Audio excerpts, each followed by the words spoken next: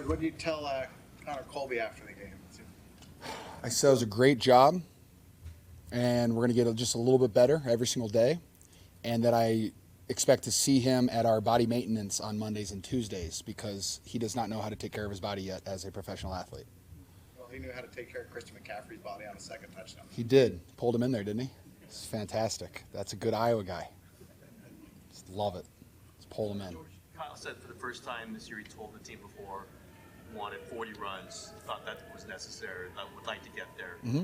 What does it tell you when, he's done that before, obviously. Yes. But what does it tell you when he tells you guys that? It really excites me because when I feel like when our run game is going and we're rushing the ball for more than 30 times, you get close to 40, that means you're owning the time of possession, meaning that you're not letting their explosive players on the other side of the ball get the ball. If we can do our best job to not let number 7, who's a fantastic football player, get a ton of touches, that's good football for us. And so when we just it kind of gives you that mindset that we're going to hit people in the face as hard as we possibly can and give Christian McCaffrey and Robinson as many carries as we can give them and just run through a person's face is the polite way I'd say that. It's a good mindset to go into an NFL game. We're seeing Christian both, up close playing with him and then observing him while you were out.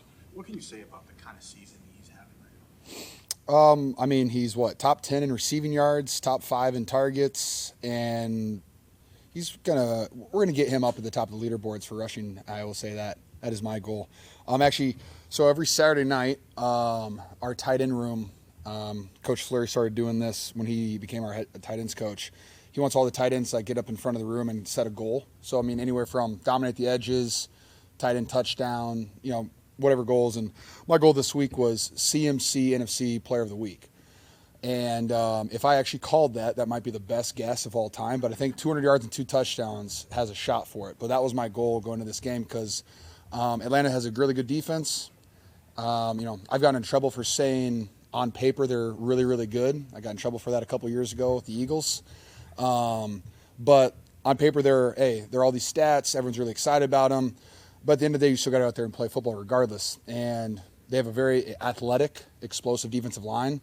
But none of them you're not playing Vita Vea. You're not playing a 300-pound guy. They're light and explosive. And so we just ran as much gap scheme as we possibly could and just got them to move. And because of that, when you have Christian McCaffrey getting past the linebackers, he's going to average a lot. George, what does it say about this team's culture that so many guys have gone down, have been injured, and yet you're up to a 5-2 record, and these young players, especially today on defense, have just been able to step in and meet the moment? The defense was so much fun to watch today because they were just flying around. The one play that stood out to me was when Malik came downhill and hit 25 so hard in the ribs that I think it took him out of the game. Those aren't fun hits to take. That's the reason I'm really happy I don't play running back. But I just think the standard that we've set as a 49ers organization, from Fred Warner to Nick Bosa, you go back to 2019 with DeForest Buckner, Eric Armstead, K'Wan Williams, the guys, Richard Sherman, the guys that we had set the standard of how you play defense here.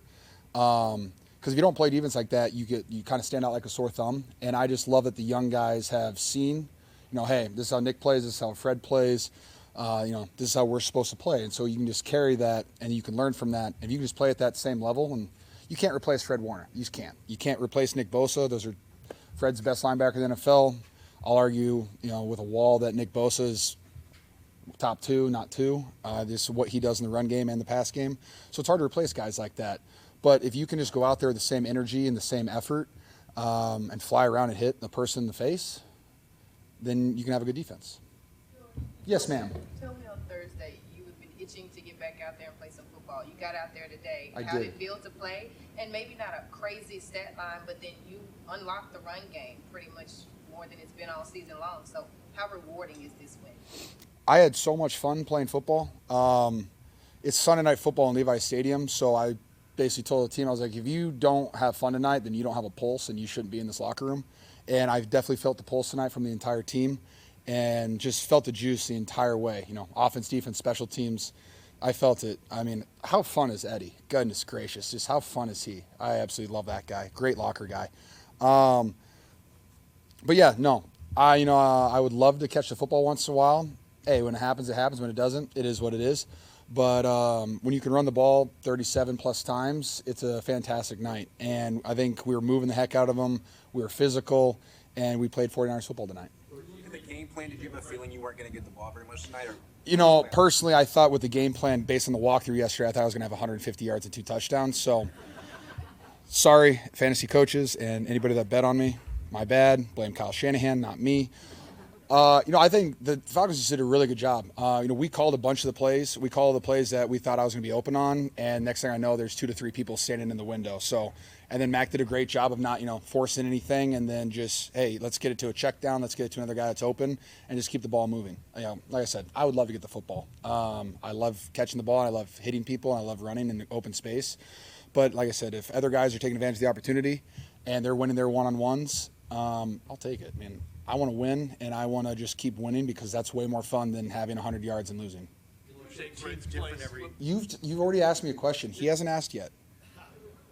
I'm nice here, okay? Different every year, and you've been on the team for a number of years. It seems like this team has maybe a higher level of grit. What do you think? I mean, is this a gritty bunch to you? You know what? I think, one, Mac Jones is a fantastic quarterback. The way that he stepped up for when Brock has not been in and led this team to a bunch of victories is incredible. He gets hit a ton of times, and he stands right back up and delivers the next pass. The way that he is in and out of the huddle. So that is one reason I think for our success is him. And then I say the other one is, I've said this since OTAs, Robert Saleh is the best free agent signing that we possibly got. The juice that he brings every single day, how smart he is, the way that he game plans, how he sets guys up for success, puts guys in positions to succeed, how he calls the blitzes on the right time. Like, he's just such a good coach. And I'm so happy that we got him back this year because he is a fire for our defense, and he will be a fire for us. So those are my 2 things. I think that is a reason why the team is good. And then, yeah, we're gritty. Anytime Christian McCaffrey touches the football, you have a chance for a 7-yard play. And I know we haven't had a lot of those this year, but like teams have to prepare for that. And teams are, you got to kind of be scared of Christian McCaffrey. And so I think, he had 200 yards and 2 touchdowns. Hey, there's Christian McCaffrey. You're going to get a lot more of that this year. Last one right here. Last one. This better be good. It's been building up. It better be. Did you replace Fred in all the speeches today? How many speeches did you give? Because Fred gives like 3 or 4 a game, I think. How do you know? Are you in the locker? He told you? Yeah, he is the aura farming king. I will say that. How about Fred Warner being shown on the scoreboard, and we almost had to go on a silent count because we couldn't hear a play call? How selfish of Fred Warner. Goodness gracious. No, I only had to give one speech today. It was fantastic. I'm going to divvy that up. I don't want to give the speech every single time. We have a lot of leaders on this team. We have a lot of voices on this team. And, I'll speak when I need to, but we have a lot of voices on this team that need to be heard and that will inspire people. And so, and also, if you needed inspiration to play football on Sunday Night Football in Levi Stadium, I don't really need you on my team. And I didn't see that today. I saw all the guys inspired to go out there and hit a person in the face. How important that first one, knowing he's not there, that big one, when the team comes I didn't even think about it until Vern brought it up on Thursday. And then next thing I know, I'm thinking about it on a Friday night at 2 a.m. I'm like, what am I going to say? And then everything went out the window. I just said whatever I wanted to say when it showed up. So it was pretty easy. Thanks, guys.